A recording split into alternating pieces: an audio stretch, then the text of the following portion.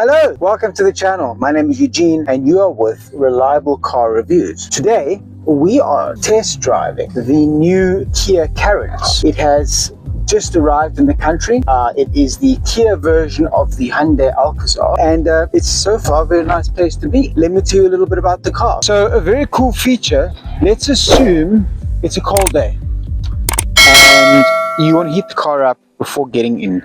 The night before, you can program the air conditioning or the climate control to exactly what you want it to be, and then there's a button on the remote here that allows you to start the car remotely. So you just push this button, hold it down, and it'll start itself, and then obviously you switch your air conditioning on or whatever and run it heating up the car, so when you get in it's nice and warm. Alternatively, if it's a super hot day, you can do the same with the air conditioning system and cool the car down. So we have been graciously lent this vehicle by Kia Pietermaritzburg.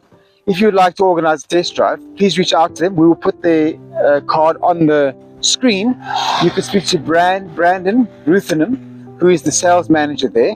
Quote our handle at Reliable Car Reviews, and he will work out a lovely deal for you and organize a test drive for you of the Kia Carens. And who knows, maybe it's your next family vehicle. I would certainly shortlist it. This is a very nice car. So it's a 7-seater. It comes in 5 derivatives. It starts at 399,900 for the base derivative. This one, which is the second highest derivative, is 499,000 Rand. And it's got a couple more bells and whistles. They have 1.5 liter turbo diesel motors that push out 85 kilowatt and 250 Newton meters of torque.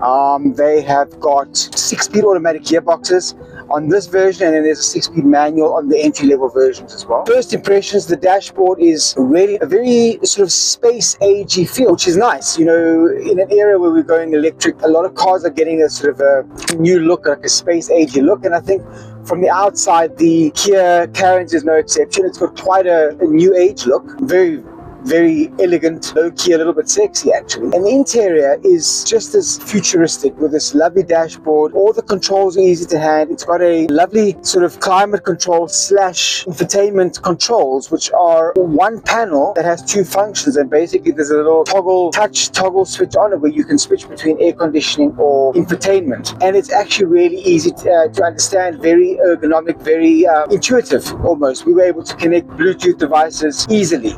It also has wireless Apple CarPlay and Android Auto. It has many charging options for devices in the front and at the back, and it's a really nice place to be. I'm actually really quite taken with the cabin. It's got this 2-tone interior, which is like a light, almost grey beige color, and then obviously the black, but it comes together nicely. You know, there's not a lot of cars that offer this as a sort of a look, the sort of 2-tone in South Africa, and I think it's nice. It makes you feel like you're driving a luxury car. The little engine, and I say little because it is a 1.5 turbo diesel, 85 kilowatt and 250 Newton meters of torque, but it's actually really capable. I mean, I'm driving on the highway now. I'm going up quite a hill. We're going up Town Hill, for those of you who know Pietermaritzburg, and the car is effortlessly going up. It doesn't seem to have it doesn't feel like it's wanting or that it's lacking power. It drives very nicely. I think a big concern that I have with 7-seater vehicles that they seem to have addressed now is traditionally, you know, if we go back to sort of your Suzuki Ertiga or your Renault Triber,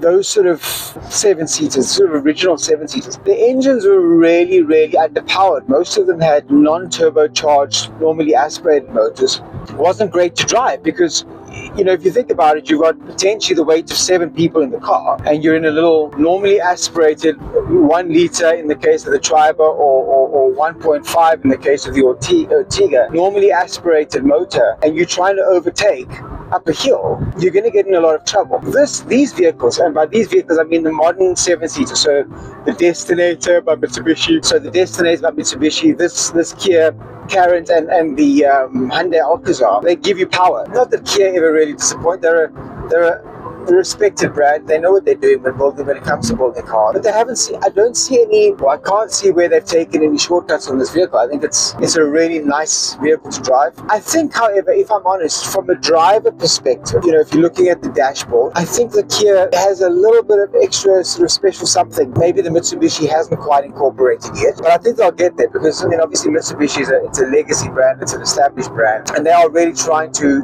sort of make a comeback, and I think they've done very well with their Destinator. Let me be clear.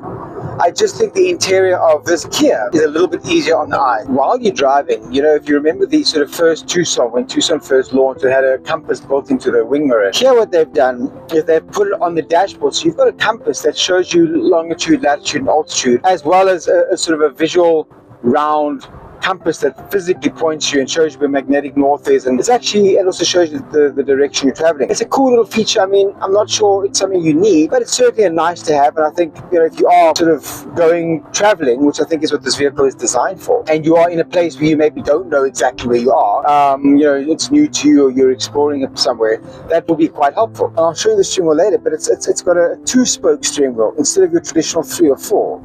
But it's actually really nice. You know, you can hold it. It's easy to grip and drive and control the vehicle. You never feel, you know, you feel perfectly in control all the time. It's got an ample storage space. It's perfect for a long trip. So you've got very comfortable seats in the back. So it's designed for a small family. You know, if you're a husband and wife with 4 kids, this is the perfect vehicle for you. And you're gonna enjoy the ride.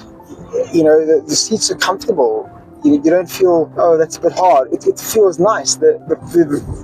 The power delivery on the motor is smooth. You know, oftentimes with your turbo diesels, there's big lag, but this car doesn't give you that at all. It just goes. It's effortless to drive, which is, I think, what you want in a 7-seater family car, because you've already got the noise of your kids in the back, which is already creating a less space in your head, if you know what I mean. Having to now struggle to get the car to move as well is going to make a trip really miserable. And in this case, you've got a beautifully comfortable drive, a lovely ride. So that's all you're going to have to worry about. You're not going to have to focus on getting the car to move, because it just goes. Very, very impressed with this vehicle. I think Kia have done a great job here. So, okay, I thought, let me just take this Kia Carens on a sand road. It's not a bad road, it's not an off-road, but it is a sand road. Actually not bad. I think it's handling it remarkably well. Not a lot of noise in the cabin. I'm listening just for basically build quality cues that, you know, there's a problem with the build quality, but it's actually, I mean, it handles it beautifully. The gearbox handles low speed and high speed equally well. It is very intuitive. It seems to sort of just instinctively know exactly what gear to put the car into, which is also nice, because sometimes that isn't the case and you've got to sort of play with your foot a lot to get the car to go. But in this case, the engine is mapped, or the gearbox, should I say, is mapped really well, and it's well paired to this motor, so it knows exactly what it's doing. It's actually very impressive and responsive for a turbo diesel. Part of this road where they've got that sort of, you know, sand road corrugation, which tends to throw a car into a bit of a rattle situation often. We're going to just see how it handles that as well. But I'm pretty sure it's going to, this road is quite unsettling. Because it is graded. Not only is it graded, but it's graded often. Cows. That's the beauty of farm road. Guys, so here we are in the engine bay of the Kia Carens 7-seater. This is a 1.5 CRDI turbo diesel 16-valve motor, pushing 85 kilowatt and 250 newton meters of torque. There's not too much to it. It's mated to a 6, in this case, a 6-speed automatic gearbox, and there is a manual 6-speed option as well. The motor is remarkably smooth for a turbo diesel motor. Alright guys, here we are in the back seat. You can see it's also a leather finish, same as the front. You get your fan control here, as well as 2 Type-C chargers for back devices, or for devices for the children. You've got map pockets. You've got, again, 2 seat belts here, and a lap, and what I think is a lap strap. Yeah, and then you get a lap strap for the center passenger. Not ideal, but that's what they've chosen to do, and so be it. It works just as well. And what I like is you've got this little place to store the lap strap away, because often lap straps just lie on the seat here. This is actually clever. I like that. You've got ISOFIX child seat mounting points. Lots of head clearance again for if your rear passengers are older people or adults. Lots of leg space. Also, these seats can slide forward. So if you've got passengers in the back, you can sit in this position, which is plenty of leg room here, and your back passengers are still have space. It's a nice place to be. This is nice. We're going to get into the back seats now and just have a look what that looks like. Nice feature of this vehicle is you've got a one-touch sort of a easy fold mechanism. So you just push that forward, your seat folds, and then it folds up like that, and it holds itself up very nicely as well. So you don't have that. This is actually, it's like spring loaded. It's actually very cool, and you've got lots of easy access because of the way they've shaped this door and the way this folds. Getting in is actually, I mean, it's the easiest entry I've had into the back of one of these 7-seater vehicles. Good headroom.